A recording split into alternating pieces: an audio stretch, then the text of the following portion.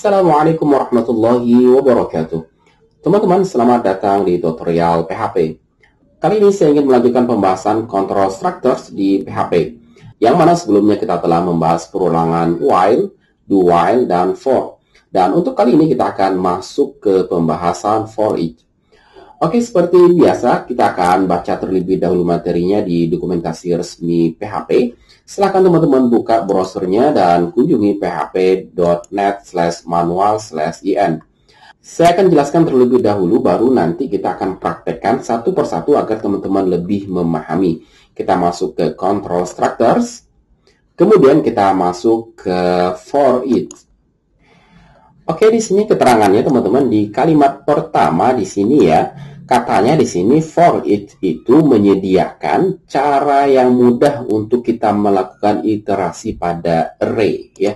Kemudian keterangan yang berikutnya yang ini katanya for each ini hanya bekerja pada array dan objek. Ingat ya, jadi for each ini hanya untuk array dan objek.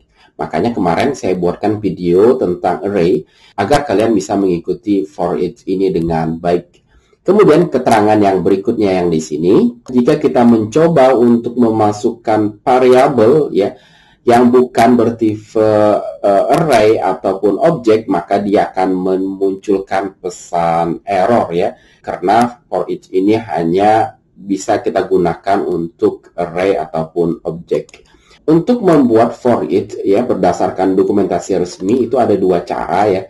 Kita bisa gunakan seperti ini tanpa key, atau kita bisa gunakan ini menggunakan key atau indeks ya. Jadi dia ada dua cara penulisannya. Pertama ini tanpa key atau indeks, yang kedua kita menggunakan indeks. Oke, kita akan coba langsung praktekkan ya. Kita akan tes dengan contoh di sini. Kalau kita ke bawah, nah di sini ada contoh ketika kita menggunakan array biasa ya, ini array index. Kemudian yang di bawah juga ada ini array asosiatif dan juga array multidimensi. Kita akan coba praktekkan. Silahkan teman-teman buka VS Code teman-teman. Kita akan buat file baru. Saya ingin beri nama for each seperti ini, .php. Selanjutnya kita akan buat tag pembuka PHP. Kemudian di sini kita akan ada 3 latihan. Saya ingin buat komen terlebih dahulu. Yang pertama kita ingin buat contoh array index ya. Kemudian yang kedua nanti kita akan coba contoh 2 array asosiatif. Kemudian yang ketiga kita akan coba menggunakan array multidimensi. Oke, yang pertama di sini kita akan tes menggunakan array index. Kita akan buat terlebih dahulu array-nya. Saya ingin buat di sini variabel bilangan seperti ini, yang mana nilainya kita assignment dengan nilai array seperti ini. Saya ingin masukkan nilai 1, 2, 3, 4, dan 9 misalnya seperti itu. Kemudian titik koma. Nah, sekarang kita akan tampilkan nilai array ini menggunakan for each. Yang pertama kita akan menggunakan sintak ini terlebih dahulu ya, yang tanpa key. Baru yang kedua nanti kita akan tes menggunakan key atau index. Oke, di sini kita akan mulai dengan mengetikkan for each seperti ini. Kemudian buka kurung, selanjutnya kurung kurawal ya. Template-nya itu seperti ini. Baru di sini kita ketikkan ya sesuai petunjuknya. Di sini ada namanya iterable expression. Kita ketikkan di sini array-nya, array atau objek nantinya. Di sini kita memiliki array, kita ketikkan bilangan seperti itu, kemudian as. Selanjutnya di sini kita bisa ketikkan apapun sebenarnya yang teman-teman inginkan. Cuman di dalam prakteknya saya lebih suka mengetik dengan bil atau singkatan dari bilangan sendiri. Sebenarnya kalau teman-teman ingin ketikkan value seperti ini juga tidak jadi masalah. Saya kembalikan ke bil, kita akan gunakan bil. Selanjutnya kita bisa echo di sini.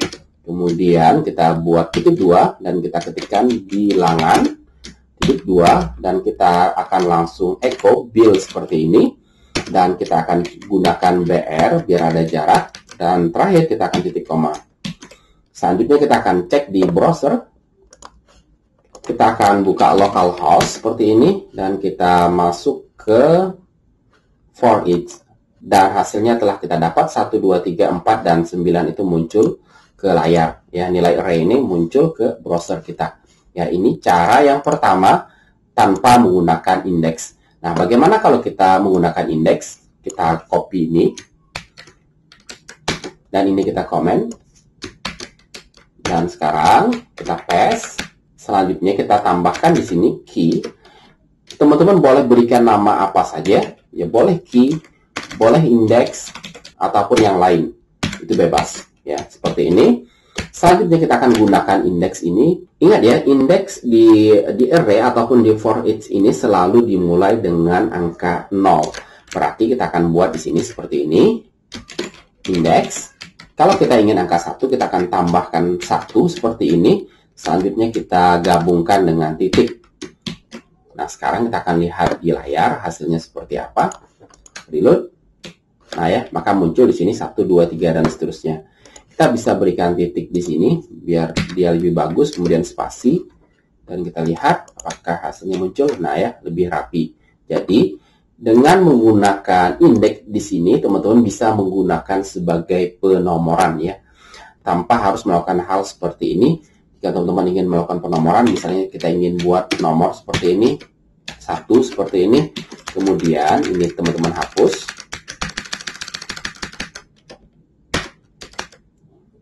Kita ketikkan nomor di sini.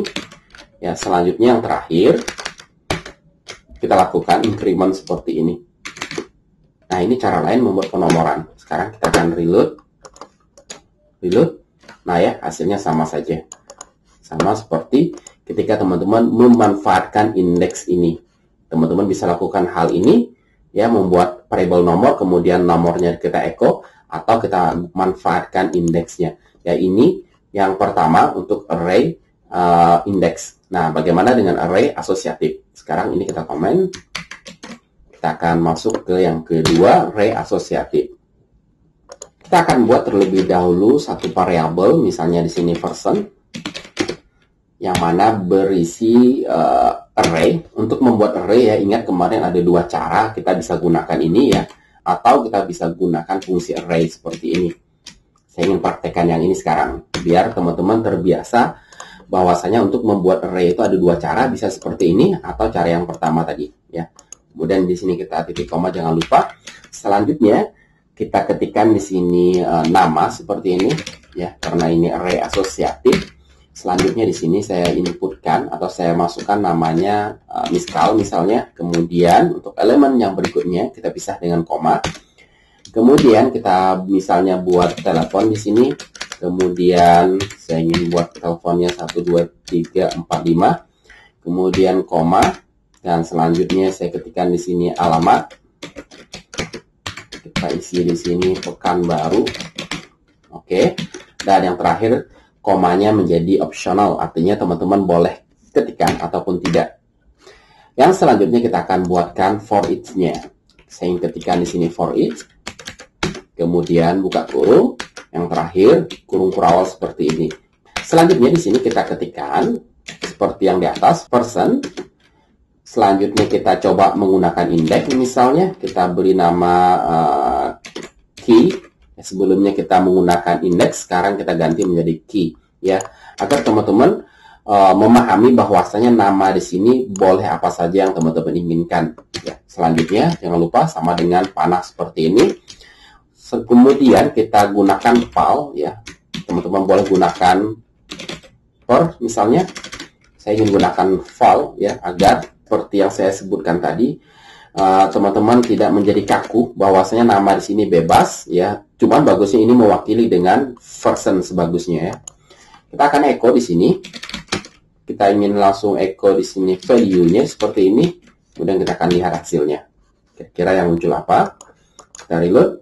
Nah, maka akan muncul nama, kemudian di sini nomor telepon dan alamat. Kita akan rapikan dan kita akan manfaatkan key-nya.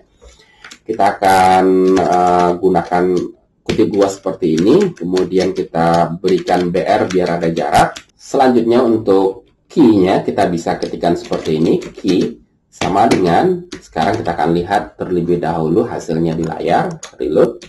Nah ya, maka kita mendapatkan nama sama dengan miskal, telepon setelah kita dapat, alamat juga kita dapat. Sekarang bagaimana nama, telepon, dan alamat huruf awalnya menjadi huruf besar? Kita bisa gunakan fungsi namanya quote seperti ini ya. Kita bisa ketikkan.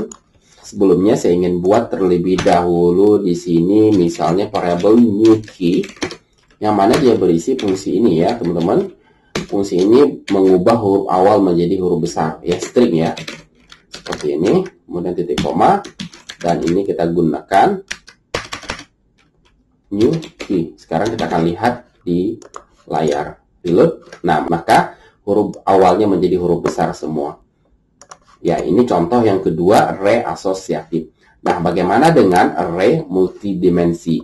Sekarang kita akan komen ini untuk menonaktifkannya.